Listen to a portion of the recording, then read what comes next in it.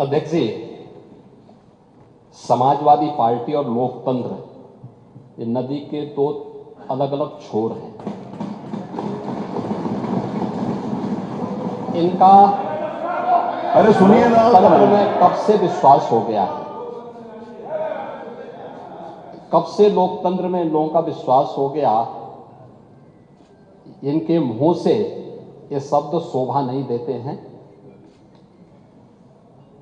स्वाभाविक रूप से संभल में जो नंग तांडव इन्होंने समाजवादी पार्टी सरकार के समय किया था, आज जब वहां पर उसका शुद्धिकरण का अभियान चल रहा है, तो अगर आपको हवन डालना है तब तो ठीक बात है, लेकिन अनावश्यक रूप से हर एक जगह न्यूसेंस क्रिएट करना, अपनी नकारात्मकता से उस क्षेत्र के विकास को अवरुद्ध करना, संभल हो, बहराइच हो या गोरखपुर, ये समाजवादी पार्टी हर जगह यही करती है। गोरखपुर के विरासत गलियारे के बारे में पांडे जी आप इतने वरिष्ठ हैं, लोग आपको अनावश्यक रूप से मोहरा बना करके आपके कंधे पर बंदूक रख करके, अब आपको कम से कम इस उम्र में इस बात का ध्यान रखना चाहिए कि इस उम्र में सब नहीं होने देना चाहिए, जो आपके कंधे में बंदूक रख करके निशाना साधने का प्रयास कर रहे हैं। आपके 3 दिन पहले मैं स्वयं उस विरासत गलियारे का दौरा किया था, मालूम है ना।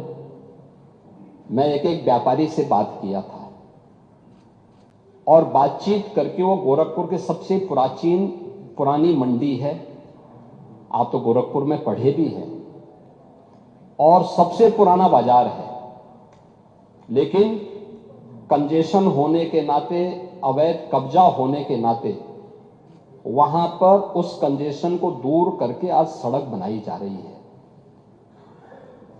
आप लोगों ने अपने समय में तो कुछ किया नहीं।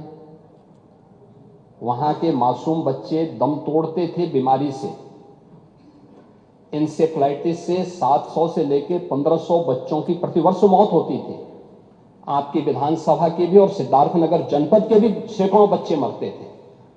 कभी आप लोग कुछ नहीं किए, विकास के लिए आप लोग कुछ नहीं किए। अपने समय में विकास का आपका कोई एजेंडा नहीं था। और अगर भारतीय जनता पार्टी की सरकार, एनडीए की ये सरकार विकास कराना चाहती है, तो आपको इसमें भी बुरा लगता है। और वो विरासत गलियारा उसी पुराने बाजार के पुनरुद्धार करने को, जिससे वहां के, आपको मालूम है, वहीं पे गोरखपुर का घंटाघर भी है, गीता प्रेस भी उसी से सटे हुए क्षेत्र में है, और गोरखपुर का सबसे प्राचीन बाजार भी जो मार्केट है उसी से जुड़ा हुआ है। उस मार्ग को बनाने के लिए और एक एक व्यक्ति, एक एक व्यापारी को कंपनसेशन देने के बाद 3 दिन पहले मैंने स्वयं उस क्षेत्र का दौरा करने की बात की थी। उसके बाद राजनीति करने के लिए आप गए थे। भारतीय जनता पार्टी ने नहीं, बल्कि गोरखपुर के व्यापारियों ने आपका विरोध किया था।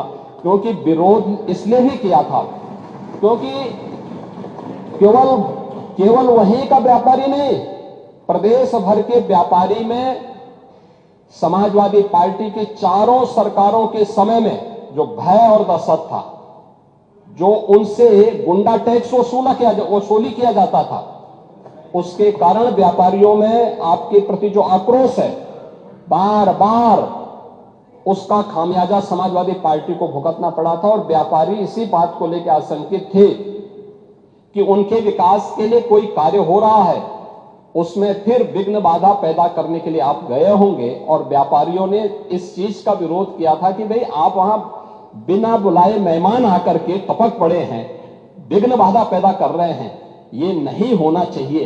अरे वो तो आपका सम्मान किया व्यापारियों ने।